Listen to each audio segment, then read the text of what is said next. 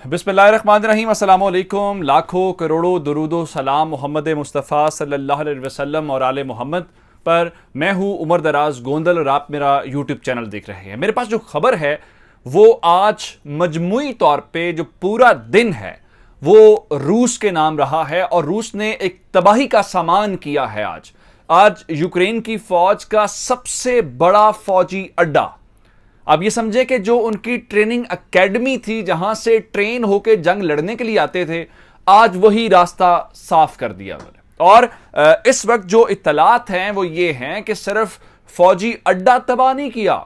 अगर बात यहीं तक तो होती तो हम शायद कहते कि जंग के दौरान हमले तो होते रहते हैं, कभी इस मिलिट्री बेस पे कभी उस मिलिट्री बेस पे, बल्कि वहां पे मौजूद यूक्रेनी फौजी सैकड़ों की तादाद में जो स्पेशलाइज्ड फौजी हैं वो मारे गए हैं। दर्जनों की बात नहीं कर रहा, सैकड़ों की बात कर रहा हूं। और फिर आगे चल के मैं आपको बताना यह चाहता हूं कि यह तो हुआ वेस्टर्न यूक्रेन के अंदर। अब मैं आपको ईस्टर्न यूक्रेन जो बॉर्डर लगता है रूस के करीब, वहां पे लेके जाना चाहता हूं कि वहां पे सूरत हाल क्या हुई है। तो जनाब, सूरत हाल यह है कि ईस्टर्न यूक्रेन के अंदर रशिया की फौज ने यूक्रेन की फौज को घेरना शुरू कर दिया है और घेरे में लेके उनको मारना शुरू कर दिया है। और ये कौन शोर कर रहा है? ये कह रहा है यूके, उसका इंटेलिजेंस डिपार्टमेंट के वहां पे सूरत हाल बहुत खराब है और बाकायदा शहर बताए हैं कौन कौन से शहर वो काटते हुए आगे बढ़ रहे हैं। फिर मैं आपको ये बताऊंगा कि इस वक्त पोप फ्रांसिस ने आज पहली बार रूस के खिलाफ वो खड़े हो गए हैं। इससे पहले वो कह रहे थे कि मसला हल करो। फिर मैं आखिर में आपको बताऊंगा कि जर्मन अखबार के मुताबिक जो इस वक्त नेटो चीफ है उनके पास एविडेंस मौजूद है कि ये जो यूक्रेन जंग है ये उस तबाही की जानिब जा रही है जो पूरे यूरोप को लपेट में लेगी। किस तरीके से, ये डिटेल्स आपको दूंगा। लेकिन अगर आपने अभी तक चैनल सब्सक्राइब नहीं किया और आप चाहते हैं कि आपको मुस्तनद और बरवक्त खबरें मिलती रहें तो हमारा चैनल सब्सक्राइब कर लीजिए, बेल आइकन के ऊपर क्लिक कर लीजिए ताकि हमारी आइंदा आने वाली वीडियोस बर वक्त आप तक पहुंच रहे।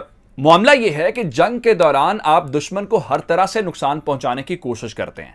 मैंने आपको एक खबर दी थी और मैंने आपको ये बताया था कि रूस वाले ये कह रहे हैं कि एक तो यूक्रेन से लड़ाई है, वो हम लड़ रहे हैं, दूसरे वो ममालिक जो असलहा पहुंचा रहे हैं और हमने उस असलहे का रास्ता काटना है, या उन ममालिक की वो बेस जो है, जो बुनियाद है, उसको हमने हिलाना है। और इस सिलसिले में काम शुरू कर दिया। अब आपको समझना यह है कि इस जंग में सबसे ज्यादा असलहा कौन दे रहा है, सबसे ज्यादा वसाइल कौन फराहम कर रहा है? वो नेटो है। नेटो खुद नहीं आता, चीजें भेजता है और यूक्रेन को कहता है ये इस्तेमाल करो। मैंने आपको कल खबर दी थी कि मिक्स तैयारे भी इस्तेमाल कर रहे हैं इस वक्त यूक्रेनी, जो कह रहे हैं हम 10 तैयारे मार गिराएं। अब इस सूरत हाल के दौरान आज फिर रशियंस ने उस जगह को टारगेट किया जहां पे ये सारा असलहा जमा होता है, यहां पे सारे ये फौजी इकट्ठे होते हैं और उसके बाद ये हमले करते हैं अपनी तरफ से, जिसको वो रेजिस्टेंस का नाम देते हैं। 30 मिसाइल, ये तकरीबन 3 दर्जन मिसाइल बनते हैं। आज 30 बैलिस्टिक मिसाइल जो हैं वो जो यूक्रेन का सबसे बड़ा फौजी अड्डा है, 140 मुरब्बा मील इसका सिर्फ एरिया है, उसके ऊपर उन्होंने बरसाए हैं। यानी 30 बैलिस्टिक मिसाइल, क्या तबाही उसने मचाई होगी। और इत्तलात जो अब तक हैं उसके मुताबिक 35 अफराद, इस मोमेंट तक जब आप ये वीडियो देख रहे हैं, 35 अफराद मारे जा चुके हैं।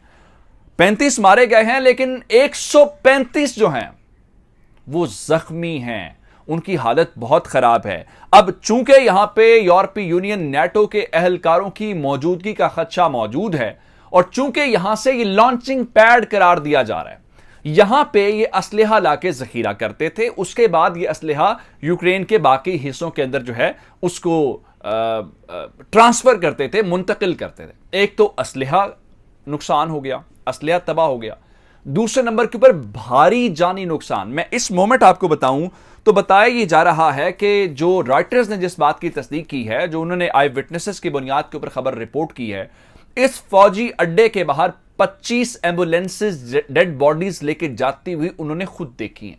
इससे आप अंदाजा करें कि कितने बड़े पैमाने के ऊपर जो है वो तबाही मचाई गई है। लेकिन असल बात यह है कि ये जो लॉन्चिंग पैड है, ये जो असलहे का डिपो बना हुआ था, क्या यहां पे नेटो के, अमेरिकन के, यूरोपीय यूनियन के लोग भी मारे गए हैं?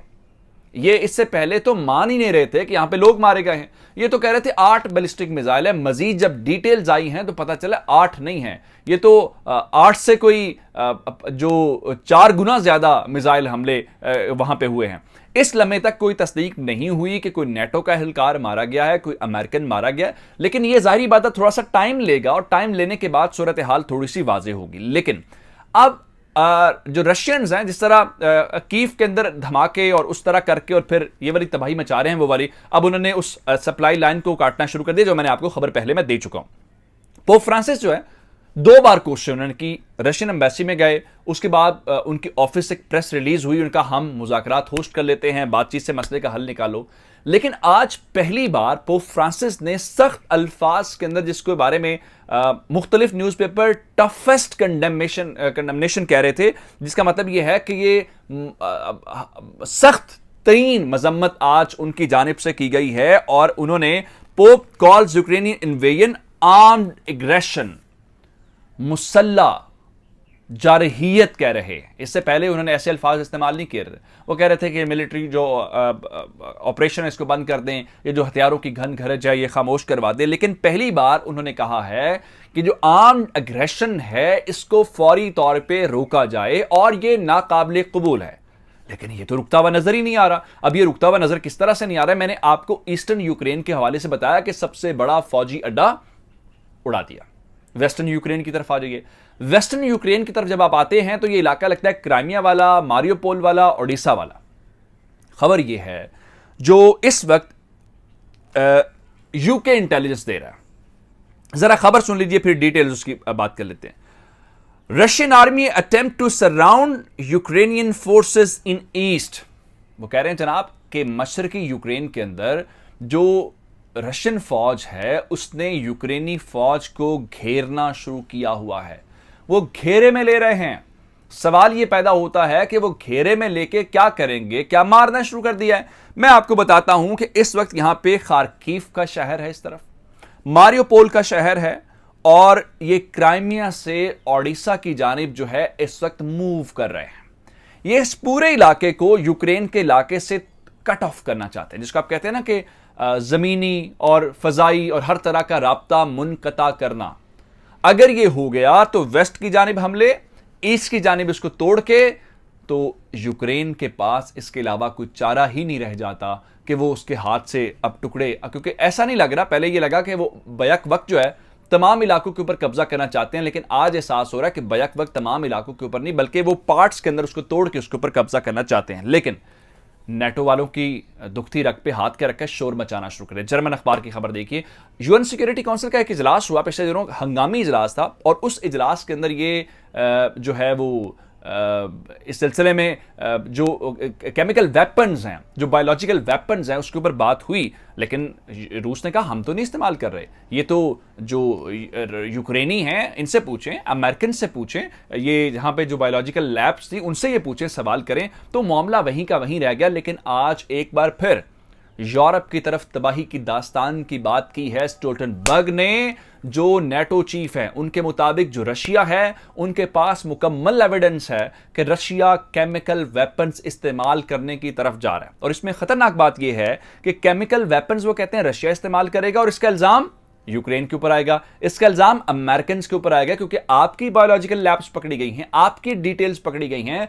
तो लेकिन इसका नुकसान किसको होगा? आम लोगों को नुकसान होगा। नुकसान इसके असरात कहां पे जाएंगे? यूरोप की तरफ जाएंगे। इसलिए उनकी टांगें कांप रही हैं। उनको पता है कि रशिया किसी हद तक उनको हम रोक नहीं पा रहे, ना वो रुकने वाला। ये अब तक की डिटेल्स थी। मुझे उमर दराज गोंदल को फेसबुक, ट्विटर, इंस्टाग्राम के ऊपर फॉलो कर सकते हैं। मेरा यूट्यूब चैनल सब्सक्राइब कीजिएगा। आपकी इस बातों का बहुत शुक्रिया। खुदा हाफिज।